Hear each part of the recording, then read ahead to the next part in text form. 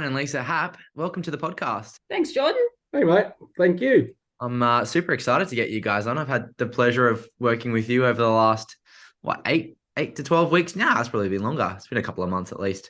And help, you guys out with the platform and get amongst implementing it into your process and everything else like that. And this is the first time that I've got two guests at once. So I'm super excited for today. So anything can happen. Yeah. It's going to be very dangerous. Nah, I love it. Cool guys. Well, I guess to get us kick-started, I've been lucky enough to sort of hear a little bit about your background and what you guys have done for a career and throughout your lives. Brian, I know you're a bit of a surfer, so I've been getting some tips from you.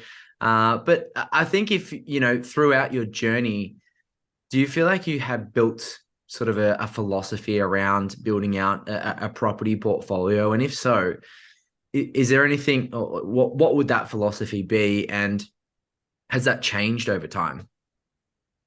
Oh, yeah, it's certainly changed over time.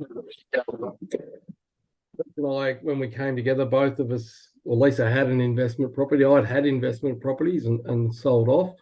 So when we came together, it was we both had the same sort of attitude, but I suppose no idea back then. And there wasn't things like podcasts and internet to get us education.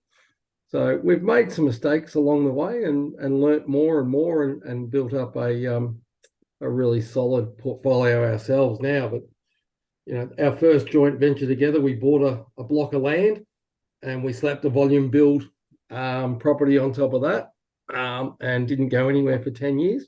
And of course, that was in our hometown, so that we could keep an eye on it in case it went anywhere or any of those sorts of things.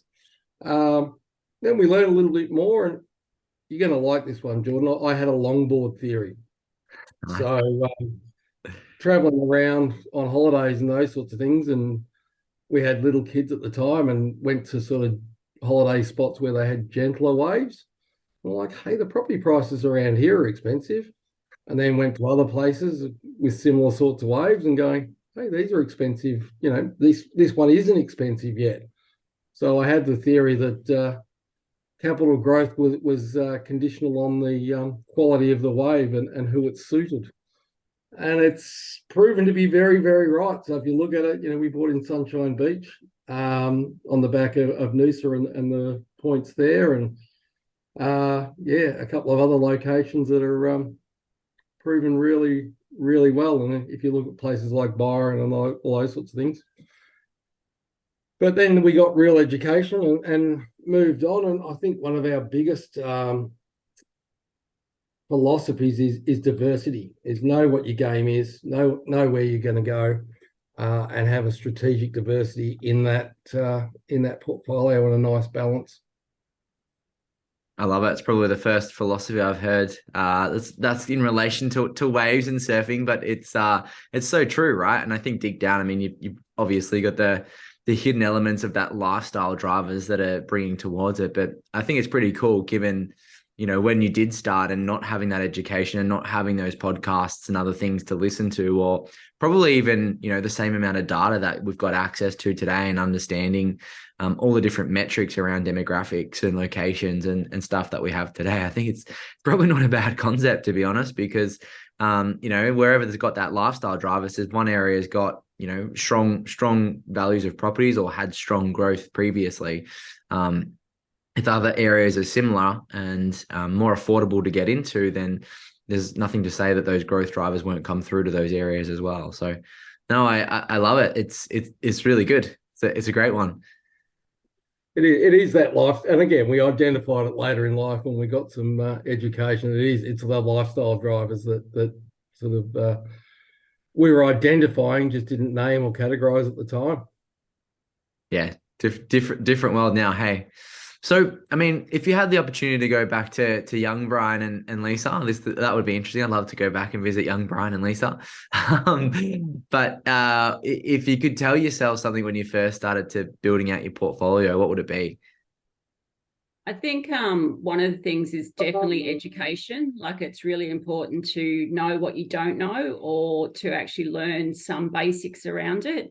so that even if you go to get an expert and get help with buying property, you still need to make sure that they know what they're doing as well. So you've got to have some kind of basics of education about what you're doing to build that portfolio.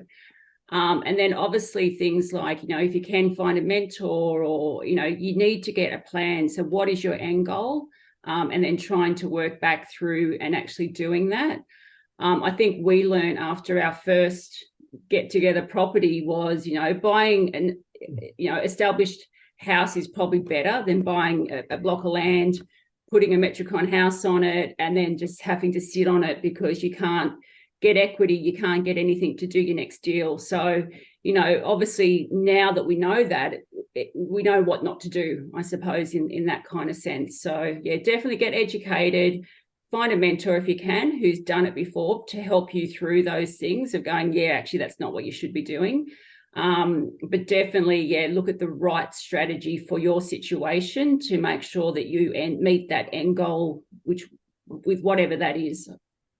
Yeah, I think it's so important, and it's something that you and I, or all three of us, can look back and or look at and go, yeah, that just makes so much sense, getting an established property on a decent block of land. But if you don't know, you don't know, right? And I think so many of us go through that struggle of maybe sacrificing asset quality to get it at a lower price. And I understand that everyone has to have a stepping stone property or an entry price that they get into, but not just be susceptible to, okay, let's just buy an apartment because it's cheaper, or let's not just buy that house and land estate in the middle of nowhere because it's cheaper. What's the best property that we can get in for the price that we're at today? And even just those little things with, land component, established house, whatever that looks like, even though those little things, you still need someone to tell you about that, or someone to give you guidance around that. So it's so important. And it's so cool to hear your journey and how you kind of self-educated yourself. And it would have been a lot harder back then. I know I remember growing up reading the Steve McKnight books, and not that, they had anything specific around sort of asset selection or due diligence or, particular properties, just like listening to his story. But it would have been harder when you guys started and not having those podcasts or those books or, all these other things that can help you learn. I'm sure there would have been mentors around, but I think just having someone to bounce back off and go, hey, is this a good idea? Or is this a good deal? What do we look for in terms of an asset?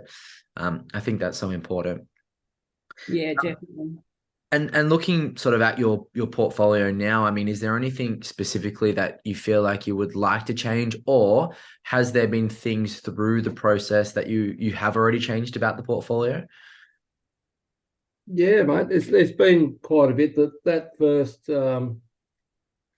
block of land and volume builder property we've still got. It's probably one of our best performers now. It's tripled in value, at least, if not more. But we've also stacked the strategy on that. We did all the wrong things that turned into the right things in some ways. We paid the extra for the extra high ceilings and all those sorts of things. And we've actually converted that now into a 6-bedroom, 6-bathroom, 6 kitchenette rooming house.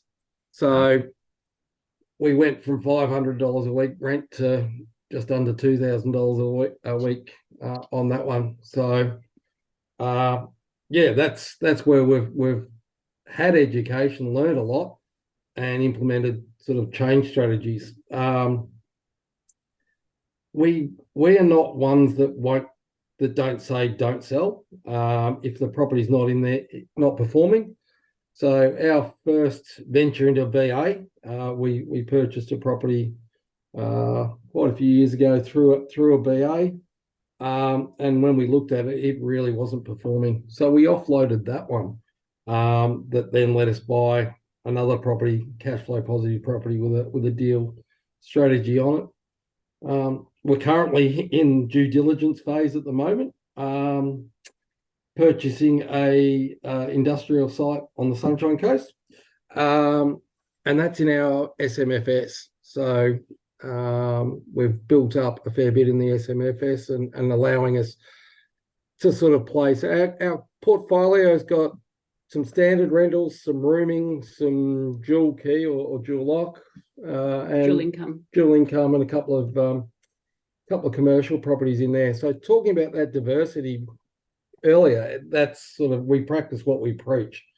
We've got a decent portfolio, and I suppose that's one of the things that where we're at is we've learned a lot along the way, and invested heavily in our own education. And it's a passion for us where we're at the moment. It really is.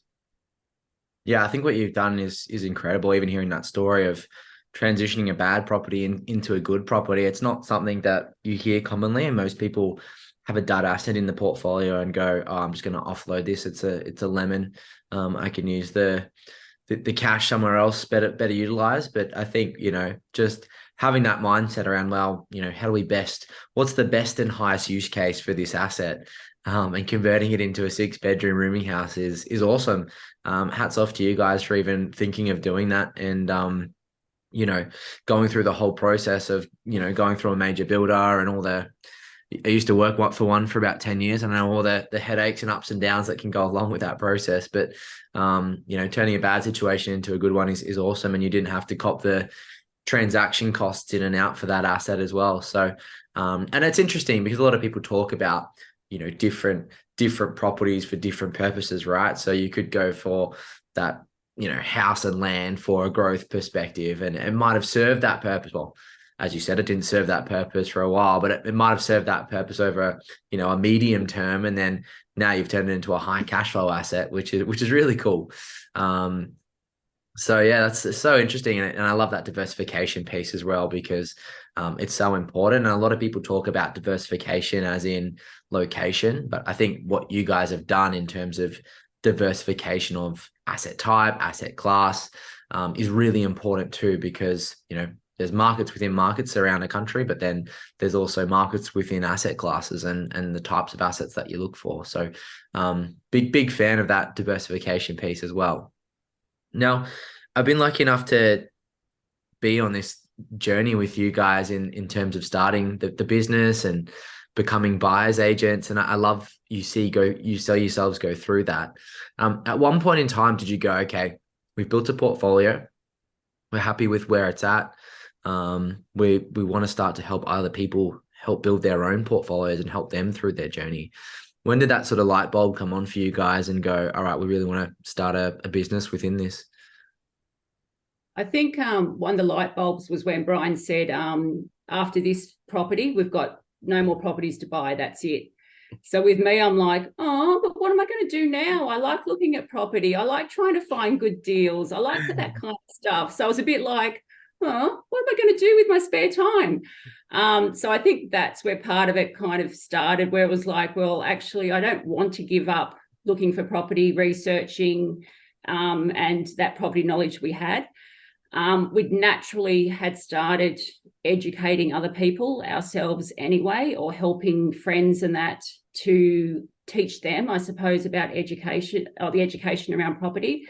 So it just seemed like a natural stepping stone. And, I saw Ben Handler's BAI thing come up, and it was just a bit like, oh, what's this about? I might just find out a bit more about that. And then it just sounded really interesting. One of the things we said when it came up was we still both had full-time jobs, and it was like, well, if nothing else, we'll still get more education, we'll learn more, we'll be better at what we're doing anyway. And at that time, I wasn't really happy with my job, my full-time job. So I was like, well, I can just have this sitting on the background, do the education, get my real estate license, and then see what happens. And it just happened that I got redundancy last year. And it was kind of like a good time to start then moving over into potentially doing it as a business. So that's how it kind of came about in that sense from my end of it. But yeah, we always talk property all the time and that kind of thing. So it just made sense to move across into that role and, helping people out and trying to get people not to do the mistakes we made. But one of the things that I always look for, if I'm looking at it for somebody else, is would I buy this property myself? And if the answer is no, then I wouldn't pass that property on to somebody else. So that's something I'm really passionate about, or we both are, where, we don't want to be a big buyer's agent. It's really small, personalised, boutique, really working with the clients and hopefully working with them long term. to help them meet their goals and, put that exit strategy in for them as well. Well, in terms of timing and transitioning, I think it couldn't have got much better. If anyone needed a sign or a push to step out and go full time, I think that would be it. So yeah, I think this is such an interesting story, and there's so you hear this so commonly as well as people get you get the property bug. People get addicted about property, and you want to educate and learn as much as you possibly can. You want to try and do more deals as much as you possibly can, and it sounds like when you got the last one, you were going to cap it, but I think if you're still buying that industrial one now, it never really ends, right? So, well, that was actually 2 properties ago because I bought another one, which Brian calls my little play property. It's in a little area that we think is going to boom, and it's got some land that we're just sitting on as well. So there's a lot we could do with that property. So at the moment, it's my little play property. I think Lisa's play property is worth diving into a little bit, Jordan, because it's I said no, and she said, "Oh, we can do this one cash." So it was on the market for 220 in an area that we targeted that was looking really good. And we'd done road trips in between COVID sort of windows, being from Victoria, and it was on the market for 220, and I said no. Lise comes back to me and goes, "Oh, we can do this. It's big enough to do a dual key and all these sorts of other things." I came home the next day. "Oh, we bought a property." And I'm like, "Which one? Why? How much?" And she'd bought it for 175 cash, no conditions. And she's like, "It's a really good one to demonstrate to people what you can do and all the other bits and pieces." So we bought it for 175. And I think it's rented at the moment for 320. Yeah, 320 a week. So that's her play property. That it's kind of like to help, understand that we're hitting the markets before. It was actually really flattering to listen to other podcasts or podcasts and hear the name of this place being touted sort of 6 or 8 months after we bought. So it was really still being used as a regional spot to go to. So yeah. And we're also we're doing another thing too. It's also our reno little job. We've done a reno trip up there and fixed a few little things and did a bit of a paint job. So yeah, we're learning renovation as we go as well. Not that we had to actually learn renovation, but yeah. We had to. We've done a few of those, but it's actually a good sort of demonstration of what you can do with very little money down, and it's sitting there backing yourself. So it's a good example, I suppose, or proof of concept and that we're prepared to back ourselves up with what we do. And that it can be a positive geared property, easily. So you can still find them out there. Well, most wives come home with a $2,000 handbag, and I'd get upset. But your wife, Brian's come home with a 165K property, which now thinking about it, it's probably a good thing. Wish my wife came home with a property every now and then. It wouldn't be too bad. But sounds like a cracking deal, and I love that it's kind of classified as your little pet project, because everyone loves something that they can work on or do themselves, or just be able to see what they can capitalize on and what they can turn it into, especially if they're at a point in their careers and life and size of portfolio that you guys are. If you have the ability to do that, it is something that you can still you still turn that passion into something fun. So great little deal. I love it. So there's 1,001 out there, but if you had one favorite property one-liner, what would it be? Oh, there's too many to say just one, Jordan. I think one of the most important things is when you're talking property, it's decades. You've got to think decades. And I think game plans is a real sort of. It's funny. I've been developing my own tools as very diligently in the background and thinking I was doing a great job until I saw the demonstration of game plans, and I'm like, "Yep, there goes the spreadsheet." Yep, straight on. I just absolutely loved what you can do in that sort of in the program, but not only that, matching up with what I'd already done and justified some of what proof of concept around our own sort of spreadsheets and those sorts of things. But yeah, I think property is definitely a long-term game. It's not a quick get rich quick. Certainly go for the warm spots because you'll get that initial growth, but understand what it's going to do over decades, not just the next couple of years. I think we've had that experience of something sitting flat for a long time. And Yeah. my one, I'd say I've got probably two, but my one could be don't wait to buy real estate, buy real estate and wait. Same theme, Dom. Yeah. I love that. I think that's a great one. Oh, hers is better than mine, Jordan. There you go. No, like I just as like a punchy one liner, I really like it. But Yes, he just rambles. I waffle. no, He you're waffles. both you're both spot on though. It's just all about getting in and getting into the right asset and then letting time do its thing. And even in your case with that, the one that you built, even if it was the wrong asset, time has still allowed you to turn it into a good asset. It's tripled in value, and now you've got that high cash flow coming through.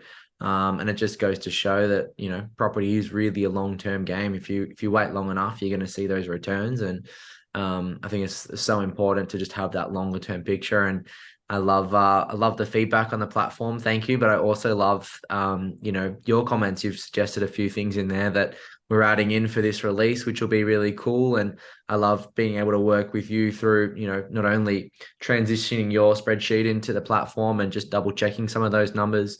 I think, having that sort of interaction and feedback with anyone you work with is really positive and, provides value back to you. So, appreciate the kind words. Love the one-liners, and thanks for coming on, guys.